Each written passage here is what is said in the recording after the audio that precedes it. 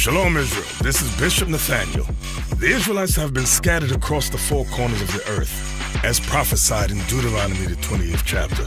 Here in Israel, united in Christ, we need your help to recover the remnant of our people, teach them the gospel. Please help us, support us, and join or donate to the Booster Club today. Shalom.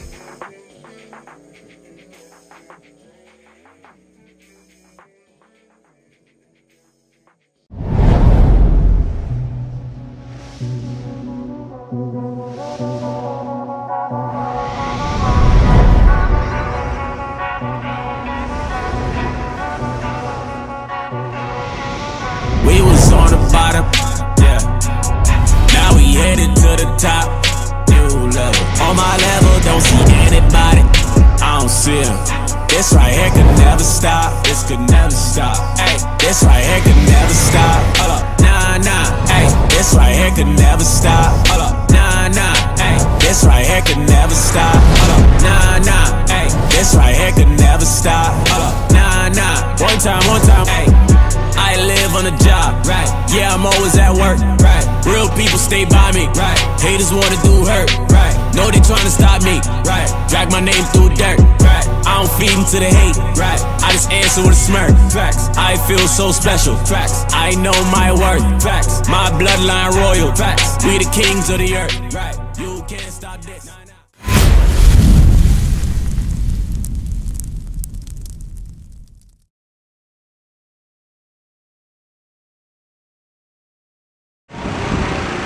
Right, and like you said earlier, I just want to touch on a point, because you said that you went after the man that you was interested in, right? Not to say that you shouldn't have a certain standard of man that you would want to be with, but you went after him, right? Where is the man right now? You don't want to deal with him no more. Did you prove if he was the right man for you, right? Did you do that well? Well, you didn't get to do that well, because the type of man that you be looking for is the man that is going to marry you. Right. You understand? You want to be with a man that wants to marry you, but first you have to present yourself in a certain type of way. Go to Sirach chapter 26. It's like the last verse. Let me show you something. This is something that you can start to apply for yourself, because one, if you're dressed modestly, you should what? You should act it too, right? And this is part of acting modest. Book of Sirach, chapter 26, verse 15. Read it out. A shamefaced and faithful woman is double grace. See that? A shamefaced and loving woman is considered double grace to the man. Because when you have a woman that is shamefaced, he's not worried about what you're doing. His mind is at ease. So when you are shamefaced, meaning that you're not exposing yourself to other men, you're not attracting other men. Because when a man is proving, or you're proving another man, do you ever want that other man to be looking someplace else? And he shouldn't have to worry about you going someplace else. Read. And her continent mind. Continent mind means control. She is able to control her mind, control her thoughts, control what she says. If you are continent, meaning that you're not trying to, you control what you're saying to other men. You understand? A man should not know that you want him just by the way that you talk to him. You understand? So when you say that you entice your man, that means that you're not being shamefaced, right? That's not part of being modest, right? And now go to finish that up. Cannot be. Her continent mind cannot be violent. You said her continent mind, the way that she has self-control from resisting sexual attraction to her son, cannot be valued. Meaning that you will be the type of sister that will be priceless. Right. You are a priceless sister when you are shamefaced. That's right. So when you go out to a man and try to attract them to you, they're gonna be like, oh, she goes after every man like that. Right. You understand? She's not gonna trust you, because he's gonna think that, oh, you're gonna do that to somebody else. Bring it out. Is that the case with you?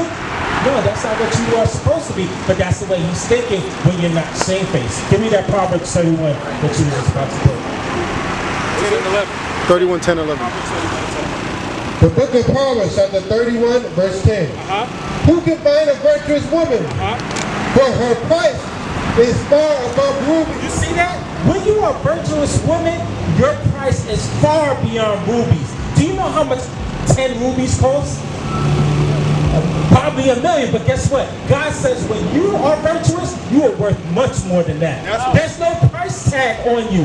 You understand? You can't be enticed that easily. That's what goes back into what we were reading earlier. Hold that, go back to Exodus 22:16. This is how does men entice women today? Catcalling, so he's just gonna call you over and that's it. That's easy? That easy? That's what they do, but how do they entice a woman today? How do they get with you? What else? Okay, listen to this. He shall surely endow her to be his wife. He shall surely endow her to be his wife because you must be priceless. He might as well be with you forever, right? It shouldn't be just a one-night thing. But that's what we're showing our sisters is that a man has to look at and value you to be priceless, to be of high value and want to marry you. Because once he's married, there is no other woman he should be with. You understand that? That's the type of man that you need to prove. You need to prove a man that says, look, he's going to take care of me, he's going to take care of my children, and he's going to value me as priceless. You understand? You about to go, sister? Listen to this before you go. Go to Hebrews 13:4. Sis, you know what the next step for you is? You need to be around who? You need to be around godly people. You understand? We're just here to compel our people to come in. But we have a place for you that you can be amongst other virtuous sisters, other priceless sisters, so that they can be able to teach you. Give me that in Timothy. This is what the other women are going to teach you. They're going to teach you how to get that right, respectful man that is going to treat you the right way. You understand? Timothy, I'm sorry, go ahead.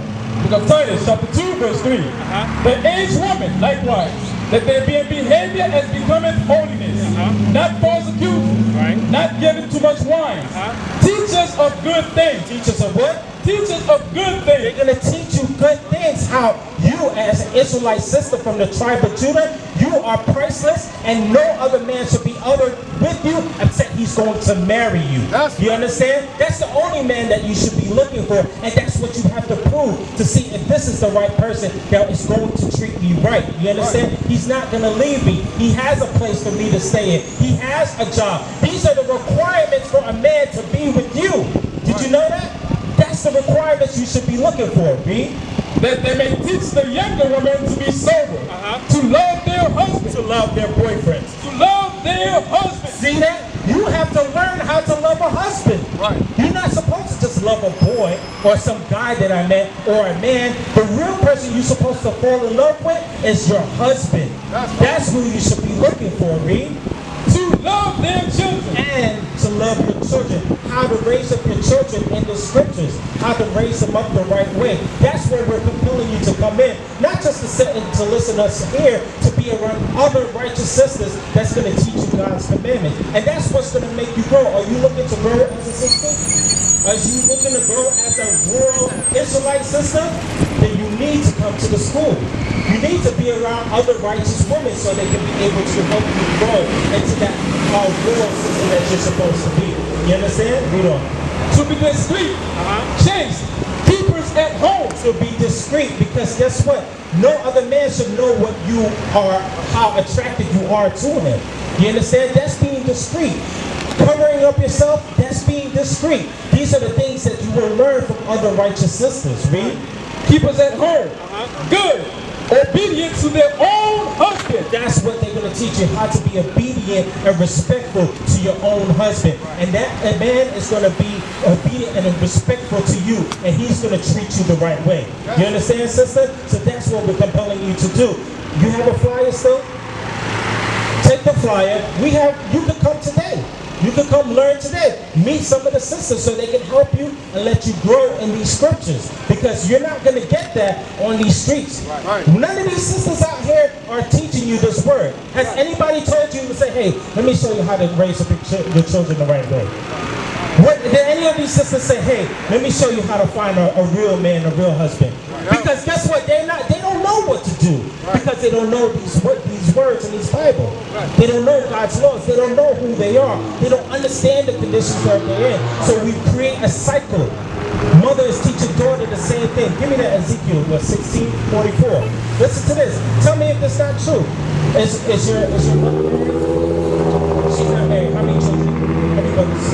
You have 5 children. The cycle is continuing because you learn the same thing that your mother. We're not bad-mouthing your mother because she may not understand this Bible, but we're trying to break the cycle so it doesn't continue. You understand? The men that we're teaching them to be husbands so they can raise families and not leave the woman single and by themselves trying to figure it out. You understand? Read that. Ezekiel chapter 16, verse 44. Behold, everyone that useth proverb shall use this proverb against thee, saying, as the mother, so is her daughter. You see that? As the mother, so is the daughter. You're starting to pick up the same things that your mother did not learn, right? And you're starting to do the same and go through the same cycle. That's what we're trying to get you around other sisters so you can break that cycle. You understand? So you can learn how to raise up the children and teach them God's commandments, right? You understand that, sister? So we're here trying to build you up so you can be able to be royal once again. Give me Revelation 22, verse 16. Revelation chapter 22, verse 16. Before you go, read that. Revelation chapter 22, verse 16, 14. Blessed are they that do his commandment. Blessed are they that do what? Blessed are they that do his commandment. Blessings come from doing the commandments. You understand? Read. That they may have right to the tree of life, and may enter in through the gates into the city.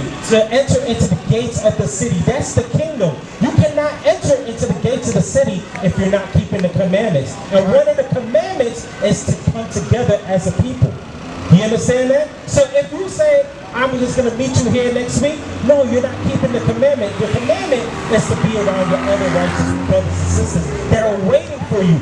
We are waiting for all our people to come in and keep out God's commandments. We wish we had buildings big enough to keep all the people that need to come into the kingdom and that need to learn this word, because that's the only thing that's going to change us, right? Converting, changing our soul, right? So sister, come learn with us, right? Give me Leviticus 23 and verse 3. Okay, while you go, just listen to this law. This is the law regarding coming us together. Read. Leviticus chapter 23, verse 3. 6 days shall work be done, but the 7th day is the Sabbath of rest. So when is the Sabbath day? And what is today? Okay, read. And holy convocation. What? And holy convocation. Holy convocation. It's a separate gathering.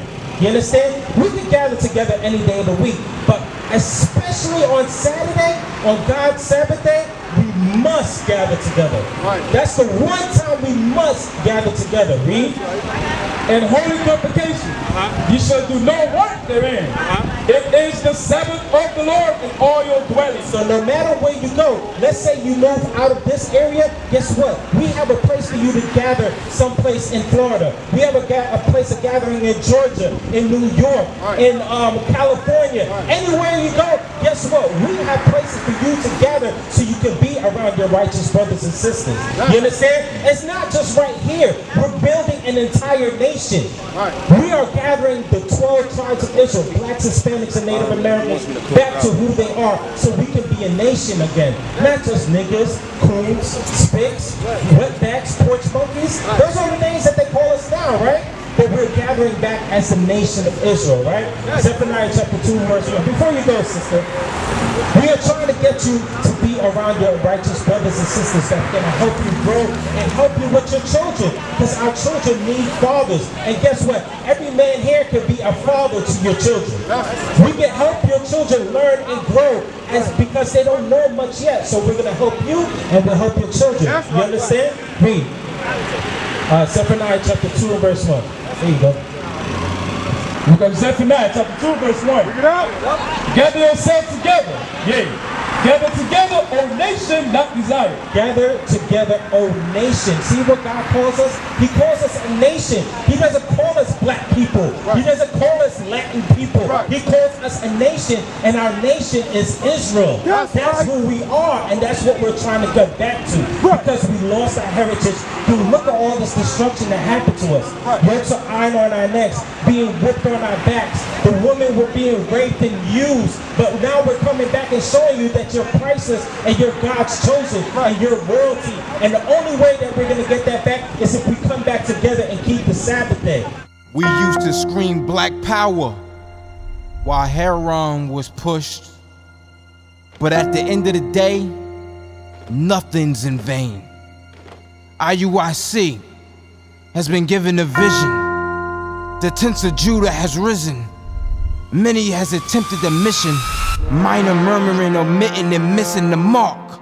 Just reading that he had the flame of fire in his eyes gave us the spark. We on Paul's mission.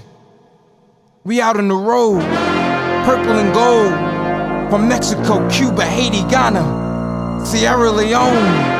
144,000 boots banging, concrete crackling. These are our men repented at heart. The scriptures is proof. IUIC, we deliver the truth.